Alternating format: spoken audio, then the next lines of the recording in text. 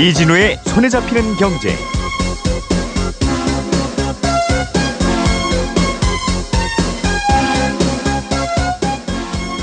안녕하십니까, 이진우입니다. 손에 잡히는 경제가 뽑은 오늘의 숫자는 88만 원입니다.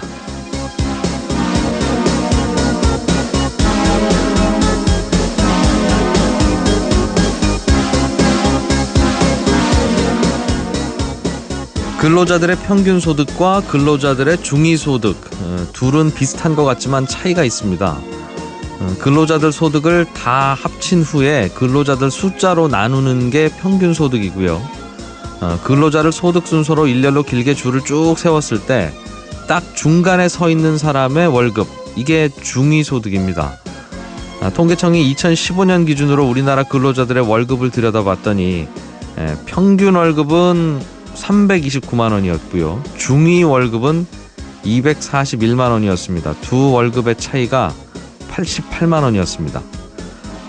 이렇게 평균 소득과 중위 소득 격차가 클수록 소득 양극화가 큰 거라고 할 수 있는데요. 사실 소득이 상대적으로 좀 낮더라도 나가는 돈, 지출이 많지 않으면, 예를 들면 주거 비용이나 식비 같은 물가가 적당하고 교육비도 별로 안 든다면 남들보다 좀 적게 번다고 해도 사는데 큰 지장은 없습니다. 하지만 열심히 일하고 받는 월급은 그저 통장을 스쳐 지나갈 뿐이라면, 아니면 오히려 빚을 내서 살아야 하는 상황이라면 소득이 10만 원, 20만 원 더 늘어난다고 한들 별로 체감이 안 될 겁니다.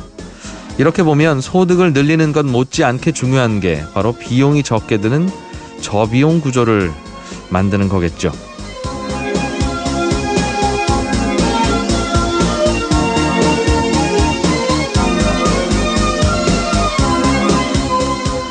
네, 6월 23일 손에 잡히는 경제입니다. 몇 년 전부터 상가 권리금을 법으로 보호하고 있습니다만 이게 현장에서는 법이 제대로 작동을 안 하고 있다는군요. 어떤 문제가 있는지, 어떻게 개선을 좀 하면 좋을지 얘기 나눠보겠습니다. 한 청취자께서 전세금 대출을 받으려고 하는데 어디 가야 싸게 받을 수 있습니까? 이런 질문을 보내주셨네요. 오늘 친절한 경제에서 풀어드리겠습니다.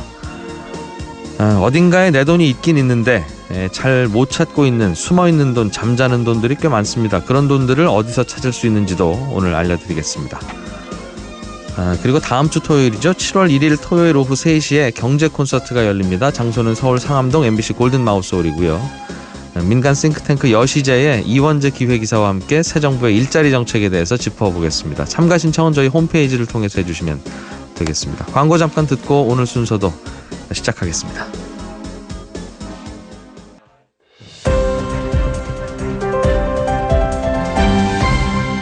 이진우의 손에 잡히는 경제. 가게에서 장사하는 분들 권리금을 보호하기 위해서 상가건물 임대차 보호법을 개정한 게 2년 남짓 됐는데요. 그런데 현장에서는 당초에 예상하지 못했던 다양한 갈등 사례들이 쏟아지고 있습니다. 그래서 일각에서는 이거 법을 다시 재개정하지 않으면 이 혼란을 막을 수 없다는 주장도 내놓고 있는데요. 법무법인 덕민의 황민호 변호사를 전화로 연결했습니다. 안녕하십니까? 네, 안녕하세요. 이게 법을 만들었잖아요. 법을 만들면 그 법에 따라서 권리금을 주고받고 보호하고 하면 되는데 이 왜 그렇습니까? 어느 한쪽이 법을 안 지켜서 그래요? 이 소송을 벌이는 일이 꽤 많아지고 있다면서요? 네, 어느 일방이 법을 지키지 않는다기보다는 법률이 권리금 수수 현실을 충분히 반영하지 못한 상태로 개정이 이루어졌고, 이로 인해서 임대인 입장에서는 충분히 제한 규정을 회피할 수 있는 여지가 남아있기 때문입니다.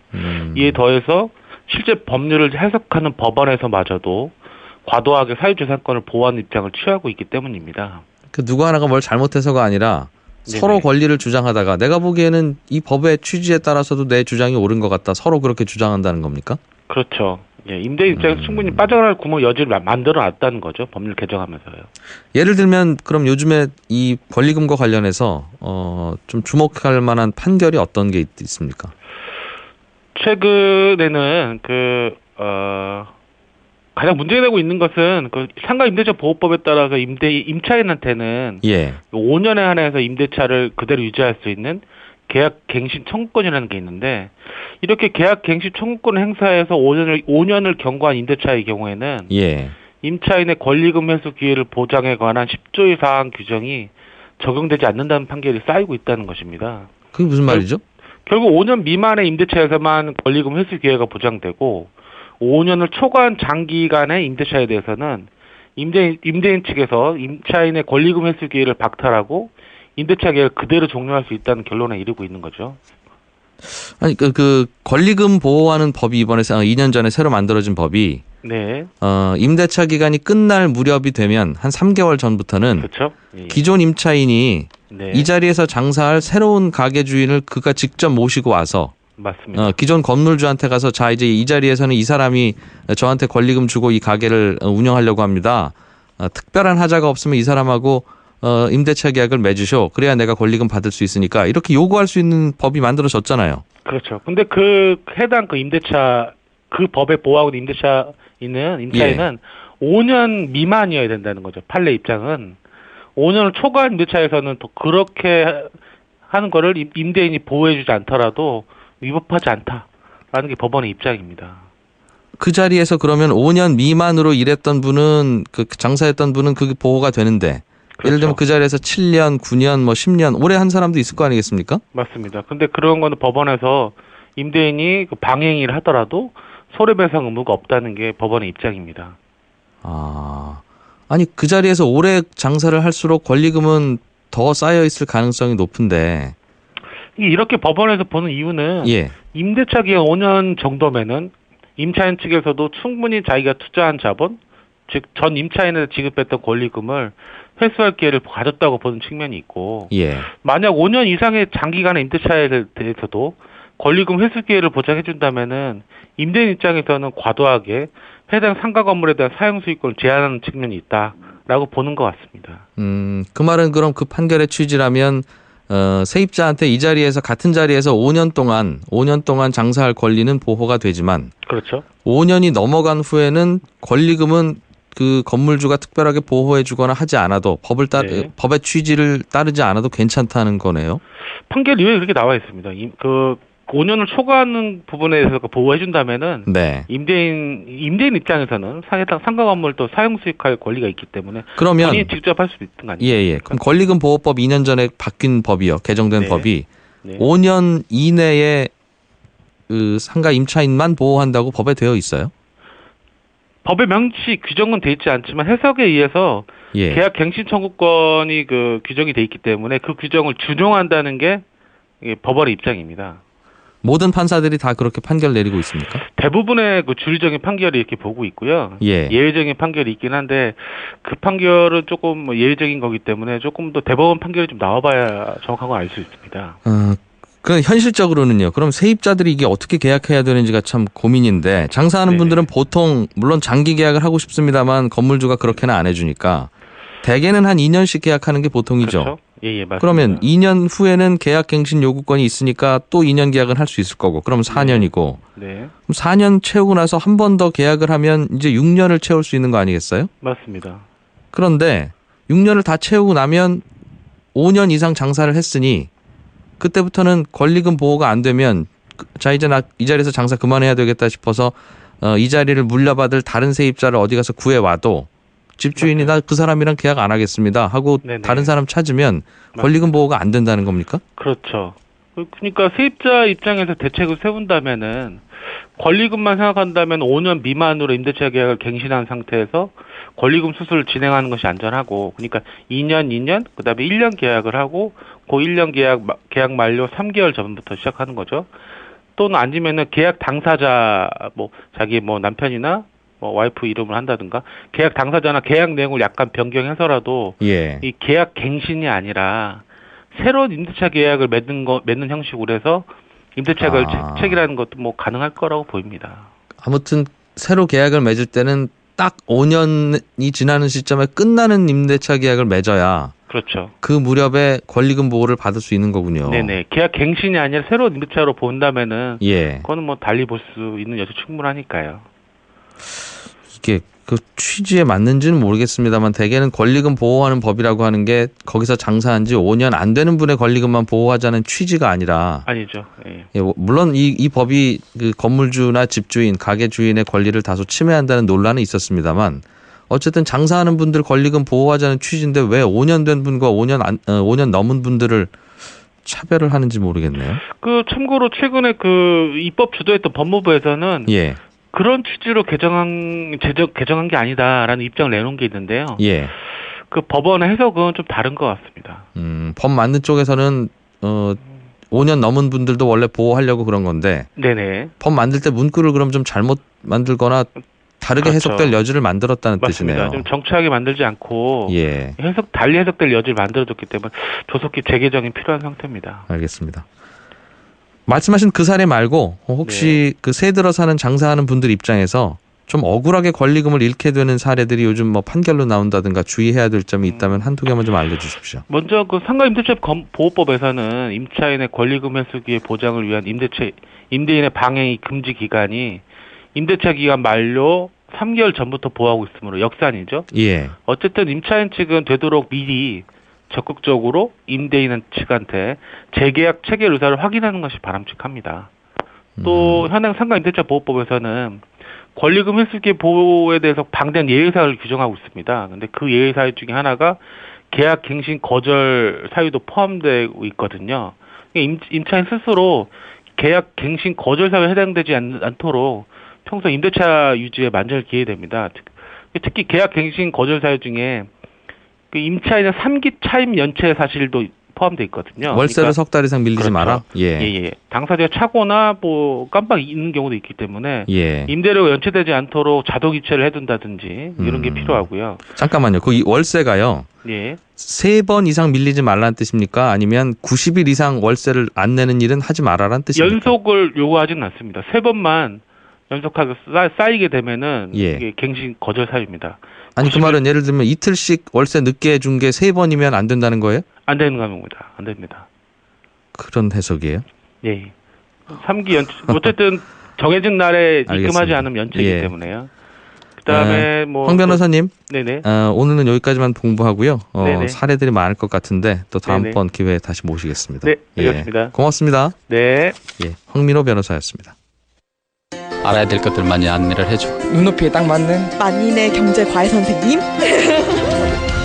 다음 순서는 친절한 경제입니다.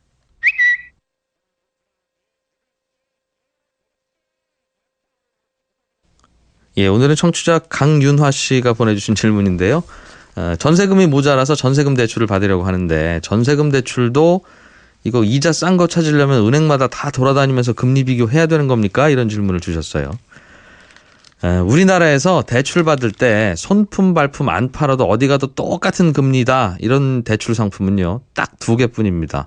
이름이 디딤돌 대출 그리고 보금자리론 이 2가지인데 이 2가지는 30년짜리 고정금리 대출인데요. 이건 나라에서 사실상 나라 돈으로 빌려주는 대출이라서 전국 어느 은행 어느 지점에 가도 금리가 똑같고요. 이거 2개 제외한 나머지 대출은 은행마다 다 다르고 같은 은행이라도 지점마다 다 다릅니다. 질문하신 전세금 대출도 마찬가지로 모든 은행 모든 금융기관들이 금리가 다 다른데요. 조금씩 다릅니다. 그래서 비교를 해봐야 싼 금리로 빌릴 수 있는데 제일 쉽게 비교하는 방법은 인터넷에서 대출금리 비교 또는 뭐 전세대출 금리 비교 이런 키워드로 검색을 하시면 어디서 전세금 빌려야 이자가 제일 싼지 알려주는 회사들이 쭉 나옵니다. 거기다가 전화해서 내가 언제 이사 갈 건지 얼마짜리 전세고 얼마 빌릴 건지 이야기하면 먼저 얘기 안 해도 그쪽에서 물어봅니다. 제일 싸다고 하는 곳을 알려줍니다. 따로 이거 알려주고 검색해주고 또 소개해주는 비용은 따로 안 받는 거니까요. 이용해 보시면 좋겠습니다. 이 회사들은 돈 빌리는 고객한테는 별도 수수료 안 받고 나중에 그 대출 계약을 하면 돈 빌려주는 금융회사한테 고객 소개비 명목으로 수수료를 받는데 이게 좀 법적으로 문제가 있다는 이야기도 있습니다만 아무튼 그건 그들의 사정이고 소비자 입장에서는 이런 걸 활용하면 좋습니다. 그것만 믿기 좀 불안하신 분들은 거기서 알아본 금리에다 동네 은행 한두 군데 더 가서 금리 물어보시고 비교하시면 되겠습니다. 전세금 대출뿐만 아니라 주택담보대출도 똑같은 방식으로 검색해보고 또 비교해보고 할 수 있으니까요. 그냥 내가 수십 년간 거래해온 주거래은행이 제일 싸겠지 이렇게 생각하지 마시고 이런 비교 서비스를 이용해 보시면 이자를 절약할 수 있습니다. 소비자들이 열심히 비교를 해야 또 은행들도 보험회사들도 경쟁을 할 테니까요. 친절한 경제였습니다. 친절한 경제에 질문이 채택되신 분께는 백화점 상품권을 드립니다.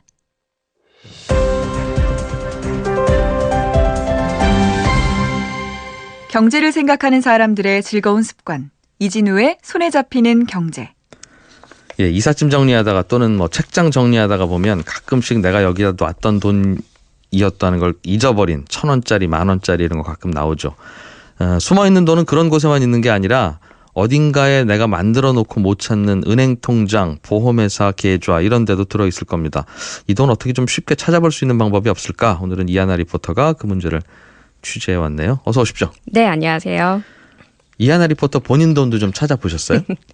이번 취재는 상당히 기분이 좋았습니다. 자, 열심히 검색을 해보니까요. 무려 8만 원 정도의 잠들어 있던 돈을 깨울 수 있었습니다. 그래서 어서 비상금 통장으로 옮겨놨습니다. 어이구. 이번에는 출연료 따로 안 받으셔도 되겠습니다. 안 됩니다. 그건 또. 예. 어디 가면 찾을 수 있어요? 이게 파인이라고요. 예. 금융감독원에서 운영하는 사이트가 있습니다. 파인애플 할 때 파인이라는 이 두 글자를요. 예. 인터넷 포털 사이트에 검색하고 접속하시면 잠자는 내 돈 찾기라는 글자가 딱 보이거든요. 예. 그걸 클릭하고 들어가시면 모든 휴면 예금을 찾아볼 수 있게 정리해뒀습니다. 내 예금이 다 나오는 게 아니라 휴면 예금들만 나온다는 거죠. 내가 거래하고 있는 활발하게 거래하고 있는 그 통장에 들어있는 돈은 아니고. 종류별로 다른데요. 은행 예금 같은 경우는 활발하게 거래하는 예금들도 까먹지 마세요라는 식으로 한번 쫙 다 정리를 해서 다 나옵니다. 네, 종류별로 다르긴 합니다. 그런데 이제 어쨌든 주가 되는 건요. 만기가 됐지만 안 찾아가고 있는 보험금 그리고 미수령 주식 등 총 9가지 유형의 휴면 처리된 예금들을 알아볼 수가 있는데요. 사실은 예전에는 이게 다 각기 다른 사이트에 들어가서 알아봤어야 됐는데 이번에 파인이라는 곳은 이 사이트를 다 링크할 수 있게 한데 모아둔 곳이라고 생각하시면 됩니다. 그 공인인증서로 로그인을 하고요. 이후에 휴대폰 본인 인증만 하면 쉽게 확인할 수 있습니다. 그럼 휴면 예금 잠들어 있다고 하는 건 얼마 동안 안 찾으면 그렇게 간주하고 그쪽에 몰아놔요? 일단 유형에 따라 좀 다른데요. 은행 예금은 5년 동안 그 통장에 아무런 거래가 없다면 휴면 처리가 되고요. 보험은 만기 후 3년, 증권은 6개월 이상 거래가 없을 경우입니다. 만기 후 3년이니까 예를 들면 저축성보험 같은 경우에도 다 부은 보험이랄 수도 있고 아니면 내가 무슨 사고를 당했거나 했는데 경황이 없어서 그 보험금 못 찾은 경우도 있고. 네, 그렇죠. 그런 경우에도 쌓여 있다는 거죠. 그렇죠. 이게 원래는 다 연락을 해서 알려주고 하는데요. 주소지가 변경됐거나 핸드폰 번호가 변경되면 연락이 안 되는 경우도 있고요. 그럼 원래 뭐 거래하던 계좌로 넣어주면 되지. 근데 바뀔 수도 있잖아요. 그렇기 때문에 일방적으로 주진 못하고 저희가 일일이 다 알아봐야 합니다. 그렇군요. 어쨌든 인터넷 사이트 한 곳 파인내만 들어가면 조회는 할 수 있으니까 고마운데 그럼 조회를 했더니 하나씩처럼 8만 원이 들어있더라라든가 좀 더 들어있더라라든가 그럼 그거 어떻게 찾습니까? 일단 은행 예금은요. 50만 원 이하라면 인터넷으로 손쉽게 계좌 이체가 가능합니다. 그 이상은 은행에 직접 방문을 하셔야 되고요. 보험도 보험사마다 소액 기준이 좀 달라요. 어디는 30만 원, 어디는 100만 원인데 일단은 소액이라면 전화상으로 본인 확인만 거쳐서 입금을 해주고요. 역시나 그 이상은 영업점을 방문해야 됩니다. 마지막으로 주식은 한국예탁결제원 여기만 가서 찾으실 수 있습니다. 주식도 가끔 들어와 있는데 내가 모르는 경우가 있을 수 있겠군요. 뭐 주식 배당을 한다든가. 이게 간단하네라고 듣는 분도 있겠습니다만 사실은 인터넷 익숙지 않은 분들이 있어서 파인 어디라고 하고 들어갔다가 제가 이게 왜 걱정스럽냐면 저희 손에 잡히는 경제에서 이런 거 있습니다. 알아보세요라고 하면 이 범죄하시는 분들도 잘 듣고 있다가 그런 키워드와 비슷한 사이트를 만들어요. 그래서 이게 참 이걸 알려드려야 되는 건가. 인터넷 아니면 알 방법은 없습니까? 그럼 차라리 가까운 은행 아무 데나 가시면 됩니다. 그렇게 가서 내 휴면 예금 좀 검색해 주세요라고 하면 앞서 말씀드린 은행 예금, 보험, 주식 같은 걸 다 알아봐 줍니다. 물론 시간은 걸리겠지만 어디 가서 받아야 되는지까지도 안내를 해줍니다. 알겠습니다. 이사 준비하다 보니까 이런 은행도 예전에 있었구나 싶은 30년 전 은행 통장이 발견되는 경우도 가끔 있어요. 맨 마지막 때 열어보니까 잔액이 좀 있고 통장 정리 안 했다면 좀 더 있을 수도 있고 이런 경우에도 찾을 수 있어요? 아주 오래된 통장? 찾을 수 있습니다. 30년 전이라고 해도요. 수기로 어쨌든 다 기록을 남겨둘 거 아니에요. 대조해 보는데 시간은 걸릴 수 있겠지만 받으실 수 있습니다. 지금 없어진 은행이면 예를 들면 한일은행, 상업은행. 그렇죠. 이럴 때는 어쨌든 은행이 만일의 사태를 대비해서요. 보험금을 따로 모아두거든요. 거기가 바로 예금보험공사인데요. 금융회사가 지급정지나 인허가 취소를 당했을 경우 또 파산했을 경우 내가 받아야 하는 돈은 이 예금보험공사에 가서 찾으실 수 있고요. 알겠어요. 여기도 파인해서 검색하실 수 있습니다. 지금 있는 은행은 은행 가면 되고 네. 없어진 은행은 예금보험공사로 가면 되고. 그렇죠. 알겠습니다. 이 비슷한 사례인지는 모르겠는데 가끔 이제 부모님께서 돌아가시는 경우도 있고 네. 또 뭐 가족들이 문제가 생겼는데 그분 명의로 갖고 있던 통장이나 보험이나 이런 게 혹시 없나 한번 찾아봐야 되는 경우가 반드시 생기는데 그렇죠. 본인이 못 찾지 않습니까? 돌아가셨으니까 네. 또는 다른 뭐 문제가 생겨서 가족들이 찾는 방법은 어떤 게 제일 간단해요? 일단은 크게 두 가지가 있는데요. 예. 첫 번째는 내가 상속인이다라는 증명, 그냥 신분증만 있으면 금융감독원에 가서 직접 방문해서 조회해달라고 하실 수도 있고요. 예. 두 번째가 제일 쉬운데 동네 주민센터 가셔서 사망 신고할 때요. 예. 혹시 내가 이분 가족인데 이 사람 명의로 된 금융상품 없습니까?라고 조회해달라고 하면요. 네. 뭐 두 가지 방법 다 한 보름 이상의 시간이 좀 걸리긴 하지만 다 찾아줍니다. 아, 단 사망한 분일 경우에 예, 그렇죠. 가출한 분 경우는 예. 예, 알겠어요. 동네 주민센터가 제일 가깝네요. 그렇죠. 예. 근데 사망을 안 한 경우지만 의식 불명의 상태면 어떡합니까? 이럴 때도 어렵죠. 이럴 때는 예. 생명보험협회 이런 데 다 일일이 전화를 해봐야 되는데요. 예. 이때도 그냥 가족이라고 하면 다 알려주는 게 아니라 법적으로 이 사람의 뭐 경제적 문제를 대리할 자격이 있다라고 판단이 되면 그때서야 알려주는 아주 굉장한 복잡한 절차가 있어요. 예. 그래서 차라리 그 병상에 계신 분 환자 본인 명의로 된 핸드폰으로 예. 보험회사에 전화를 해서 가입 여부를 알려달라고 하는 게 편법이긴 하지만 정말 급할 경우에는 그렇게 활용하실 수 있습니다. 내가 본인이다? 네. 그 휴대폰 내가 옆에 갖고 있으니까? 그렇죠. 진짜 편법이긴 하네요. 정말 급할 때만 이용하십시오. 예. 고맙습니다. 오늘 여기까지만 듣죠. 이하나 리포터였습니다. 고생하셨어요. 네, 고맙습니다. 예. 예, 저희가 다음 주부터는 오전 11시로 시간 옮기니까요. 오늘이 아침에 인사드리는 평일 마지막 방송이네요. 예. 손에 잡히는 경제는 오늘 여기서 인사드리겠고요. 내일 8시 10분에 오겠습니다. 고맙습니다. 이진우의 손에 잡히는 경제. 가게에서 장사하는 분들 권리금을 보호하기 위해서 상가건물 임대차 보호법을 개정한 게 2년 남짓 됐는데요. 그런데 현장에서는 당초에 예상하지 못했던 다양한 갈등 사례들이 쏟아지고 있습니다. 그래서 일각에서는 이거 법을 다시 재개정하지 않으면 이 혼란을 막을 수 없다는 주장도 내놓고 있는데요. 법무법인 덕민의 황민호 변호사를 전화로 연결했습니다. 안녕하십니까? 네, 안녕하세요. 이게 법을 만들었잖아요. 법을 만들면 그 법에 따라서 권리금을 주고 받고 보호하고 하면 되는데 이 왜 그렇습니까? 어느 한쪽이 법을 안 지켜서 그래요. 이 소송을 벌이는 일이 꽤 많아지고 있다면서요? 네, 어느 일방이 법을 지키지 않는다기보다는 그 법률이 권리금 수수 현실을 충분히 반영하지 못한 상태로 개정이 이루어졌고 이로 인해서 임대인 입장에서는 충분히 제한 규정을 회피할 수 있는 여지가 남아있기 때문입니다. 이에 더해서 실제 법률을 해석하는 법원에서마저도 과도하게 사유재산권을 보호하는 입장을 취하고 있기 때문입니다. 그 누구 하나가 뭘 잘못해서가 아니라 네네. 서로 권리를 주장하다가 내가 보기에는 이 법의 취지에 따라서도 내 주장이 옳은 것 같다. 서로 그렇게 주장한다는 겁니까? 그렇죠. 예, 임대인 입장에서 충분히 빠져나갈 구멍 여지를 만들어놨다는 거죠. 법률 개정하면서요. 예를 들면 그럼 요즘에 이 권리금과 관련해서 좀 주목할 만한 판결이 어떤 게 있습니까? 최근에는 가장 문제가 되고 있는 것은 그 상가 임대차 보호법에 따라서 임차인한테는 예. 5년에 한해서 임대차를 그대로 유지할 수 있는 계약 갱신 청구권이라는 게 있는데 이렇게 계약 갱신 청구권 행사에서 5년을 경과한 임대차의 경우에는 예. 임차인의 권리금 회수 기회를 보장에 관한 10조의 사항 규정이 적용되지 않는다는 판결이 쌓이고 있다는 것입니다. 그게 무슨 말이죠?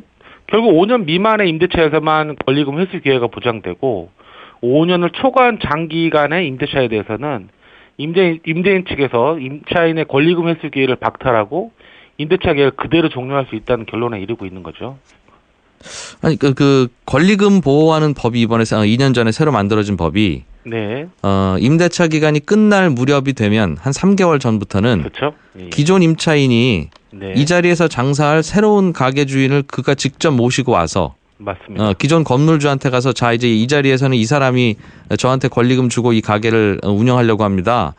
특별한 하자가 없으면 이 사람하고 임대차 계약을 맺으셔. 그래야 내가 권리금 받을 수 있으니까 이렇게 요구할 수 있는 법이 만들어졌잖아요. 그렇죠. 근데 그 해당 그 임대차 그 법에 보호하고 있는 임차인은 5년 미만이어야 된다는 거죠. 판례 입장은 5년을 초과한 임대차에서는 또 그렇게 하는 거를 임대인이 보호해주지 않더라도 위법하지 않다라는 게 법원의 입장입니다. 그 자리에서 그러면 5년 미만으로 일했던 분은 그 장사했던 분은 그게 보호가 되는데 그렇죠. 예를 들면 그 자리에서 7년, 9년, 뭐 10년 오래 한 사람도 있을 거 아니겠습니까? 맞습니다. 근데 그런 거는 법원에서 임대인이 그 방행일을 하더라도 손해배상 의무가 없다는 게 법원의 입장입니다. 아니 그 자리에서 오래 장사를 할수록 권리금은 더 쌓여 있을 가능성이 높은데 이렇게 법원에서 보는 이유는 임대차 기간 5년 정도면은 임차인 측에서도 충분히 자기가 투자한 자본, 즉 전 임차인한테 지급했던 권리금을 회수할 기회를 가졌다고 보는 측면이 있고 만약 5년 이상의 장기간의 임대차에 대해서도 권리금 회수 기회를 보장해준다면은 임대인 입장에서는 과도하게 해당 상가 건물에 대한 사용 수익권을 제한하는 측면이 있다라고 보는 것 같습니다. 그 말은 그럼 그 판결의 취지라면 세입자한테 이 자리에서 같은 자리에서 5년 동안 장사할 권리는 보호가 되지만 그렇죠. 5년이 넘어간 후에는 권리금은 그 건물주가 특별하게 보호해주거나 하지 않아도 법의 취지를 따르지 않아도 괜찮다는 거네요. 판결 이후에 그렇게 나와 있습니다. 그 5년을 초과하는 부분에 대해서 보호해준다면은 임대인 입장에서는 해당 상가 건물도 사용 수익할 권리가 있기 때문에 그러면 본인이 직접 할 수도 있는 거 아니에요? 그럼 권리금 보호법 2년 전에 바뀐 법이요. 개정된 법이 5년 이내에 그 상가 임차인만 보호한다고 법에 되어 있어요? 법에 명시 규정은 돼 있지 않지만 해석에 의해서 계약 갱신 청구권이 그 규정이 돼 있기 때문에 그 규정을 준용한다는 게 법원의 입장입니다. 모든 판사들이 다 그렇게 판결 내리고 있습니까? 대부분의 그 주류적인 판결이 이렇게 보고 있고요. 그래도 사는데 큰 지장은 없습니다. 하지만 열심히 일하고 받는 월급은 그저 통장을 스쳐 지나갈 뿐이라면 아니면 오히려 빚을 내서 살아야 하는 상황이라면 소득이 10만 원, 20만 원 더 늘어난다고 한들 별로 체감이 안 될 겁니다. 이렇게 보면 소득을 늘리는 것 못지않게 중요한 게 바로 비용이 적게 드는 저비용 구조를 만드는 거겠죠.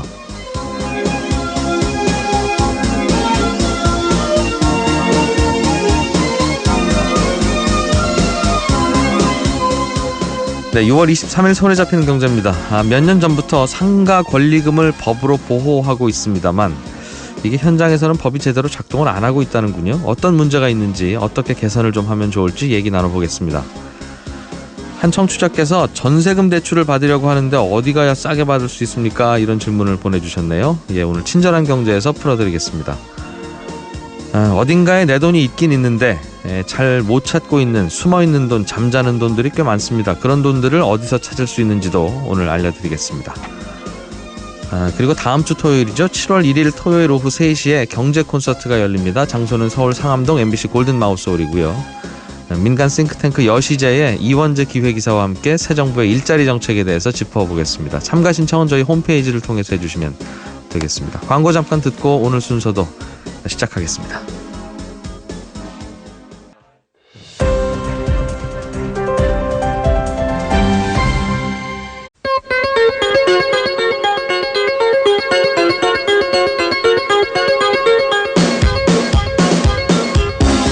이진우의 손에 잡히는 경제.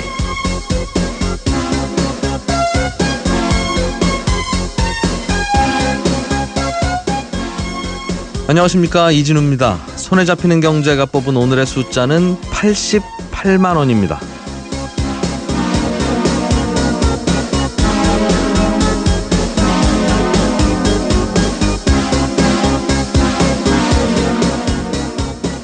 근로자들의 평균 소득과 근로자들의 중위소득 둘은 비슷한 것 같지만 차이가 있습니다. 근로자들 소득을 다 합친 후에 근로자들 숫자로 나누는 게 평균 소득이고요. 근로자를 소득 순서로 일렬로 길게 줄을 쭉 세웠을 때 딱 중간에 서 있는 사람의 월급, 이게 중위소득입니다. 통계청이 2015년 기준으로 우리나라 근로자들의 월급을 들여다봤더니 평균 월급은 329만 원이었고요. 중위 월급은 241만 원이었습니다. 두 월급의 차이가 88만 원이었습니다. 이렇게 평균 소득과 중위 소득 격차가 클수록 소득 양극화가 큰 거라고 할 수 있는데요. 사실 소득이 상대적으로 좀 낮더라도 나가는 돈, 지출이 많지 않으면, 예를 들면 주거 비용이나 식비 같은 물가가 적당하고 교육비도 별로 안 든다면 남들보다 좀 적게 번다고